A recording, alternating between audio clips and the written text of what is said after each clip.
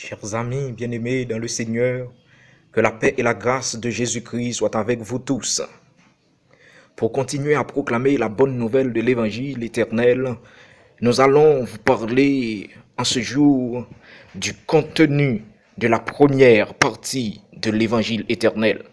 D'où le titre de notre message pour ce jour d'aujourd'hui, le contenu de la première partie de l'Évangile éternel. Qui ça qui gagnait dans la première partie l'évangile éternel là? Rappelez-vous, bien-aimés, que l'évangile éternel est subdivisé en 3 parties et chaque partie contient un message bien spécifique à comprendre, à proclamer et à pratiquer.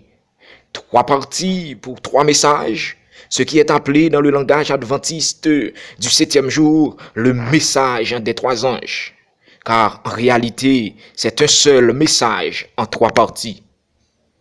Apocalypse 14, versets 6 et 7 nous dit: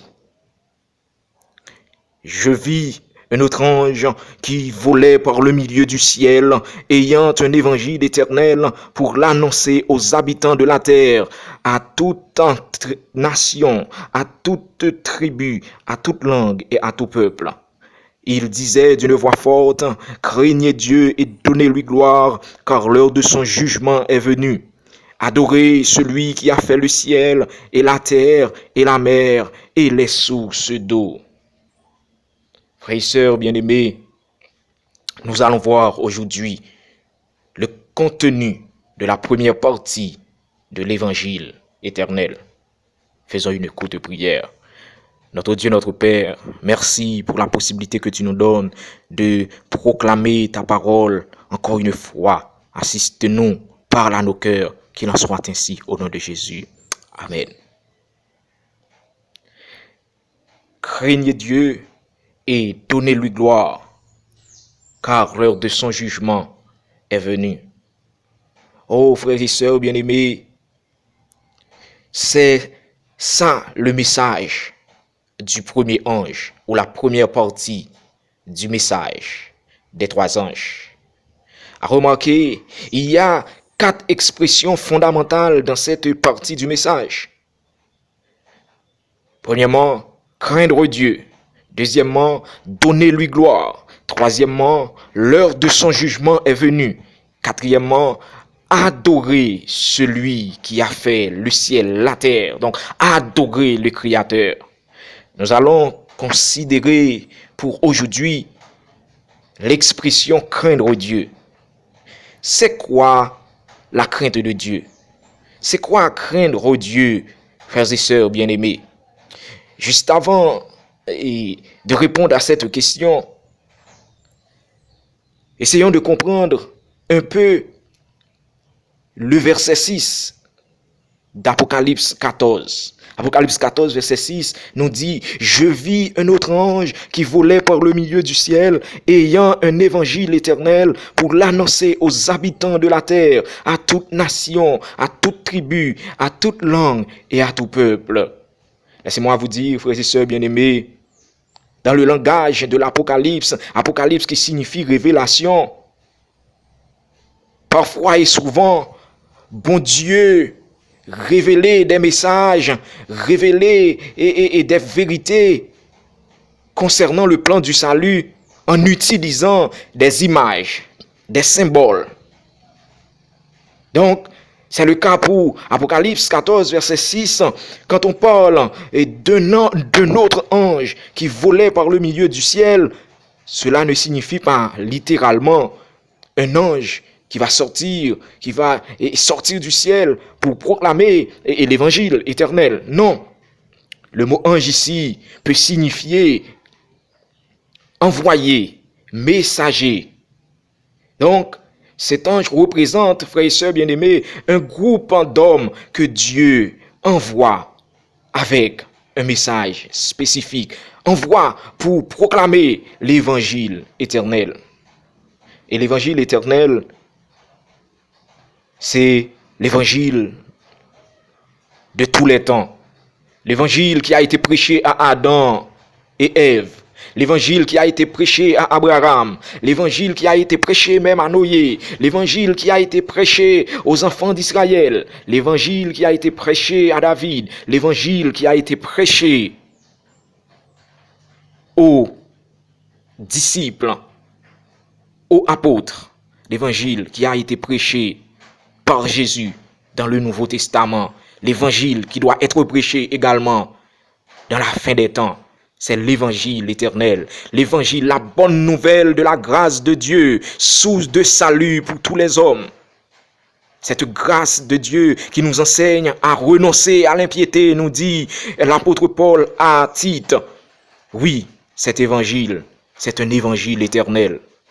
L'évangile qui nous dit de craindre Dieu, de lui donner gloire, d'adorer celui qui a fait le ciel et la terre, car il jugera le monde et l'heure de son jugement est venue. Oui, frères et sœurs bien-aimés, quand le texte nous dit qu'un autre ange volait par le milieu du ciel, et volait par le milieu du ciel, c'est juste pour nous dire que tous verront ce groupe de personnes, ce groupe de messagers qui vont prêcher d'une voix forte, nous dit le verset 7. Il disait d'une voix forte, en ce sens, il disait de manière à ce que tout le monde entende. Craignez Dieu et donnez-lui gloire, car l'heure de son jugement est venue. Et adorez celui qui a fait le ciel, la terre et la mer et les sources d'eau. C'est quoi craindre Dieu? Craindre Dieu, c'est respecter son nom et sa volonté, révélée dans sa parole, dans ses commandements, dans ses préceptes ou dans sa loi. Oui, frères et sœurs bien-aimés, craindre Dieu, c'est respecter son nom et sa volonté révélée dans sa parole. Matthieu, chapitre 6, verset 9 et 10 nous dit que ton nom soit sanctifié, que ton règne vienne et que ta volonté soit faite sur la terre comme au ciel. Nous devons sanctifier le nom de Dieu, nous devons respecter Dieu, respecter son nom, respecter ce qu'il est. Et nous devons faire sa volonté. Et sa volonté doit être faite sur la terre comme au ciel. Oui, craindre Dieu, c'est respecter son nom et sa volonté. Ecclésiaste, chapitre 12, versets 15 et 16, nous donne encore une idée plus claire de ce qu'est craindre Dieu. Il est dit dans ce texte, crains Dieu et observe ses commandements. C'est là ce que doit faire tout homme. Oui, craindre Dieu, c'est observer ses commandements, observer sa parole, observer sa loi. Craindre Dieu, c'est également l'honorer. Craindre Dieu, je dis, c'est également l'honorer. L'honorer non seulement des lèvres, mais aussi et surtout dans nos comportements envers sa parole, à travers notre comportement envers ses commandements, ses enseignements, selon Matthieu, chapitre 15, versets 6 à 9. Oh, frères et sœurs bien-aimés, Matthieu, chapitre 15, versets 6 à 9, nous dit, vous annulez aussi la parole de Dieu au profit de votre tradition.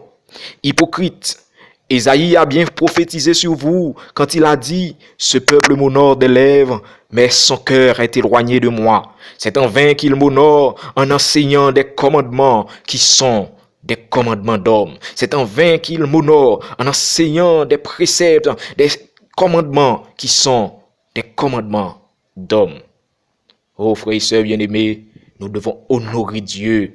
Honorer Dieu, c'est craindre Dieu. Et honorer Dieu, c'est observer ses commandements et non la tradition des hommes. Frères et sœurs, les 10 paroles de Dieu, les 10 commandements sont clairs. Il n'y en a pas de place pour la tradition des hommes. Les 10 commandements nous disent 1. C'est un seul bon Dieu pour nous adorer et servir. 2. Piga nous fait aucun portrait, aucune idole, aucune image et statue pour nous mettre à genoux devant eux, pour nous adorer. Parce que ça n'a fait bon Dieu fâché et fait jalousie et la puni nous. 3e commandement dit, pas prendre nos bon Dieu en vain pour nous citer dans serment ou pour nous passer dans bêtise. 4e commandement dit, toujours songer jour sabbat qui c'est jour pour moi. septième jour, puis gars nous fait aucun travail là-dedans, parce que bon Dieu te fait ciel là, à terre, dans 6 jours, et il te reposé septième jour. C'est pour ça, il bénit, jouer pour voir, il sanctifier, mettez la part pour nous adorer lui. Cinquième commandement dit, honorer et respecter parents nous yo, pour nous qu'à vivre longtemps sous la terre que bon Dieu ban nous. Sixième l'an dit, piga nous touyer. Septième l'an dit, piga nous voler. Huitième l'an dit, piga nous fait adultère. Neuvième l'an dit, piga nous bail menti. Et dixième l'an dit, piga nous convoiter et porter l'envie sous ça qui pas pour nous. Frères et sœurs bien-aimés, la parole de Dieu est claire.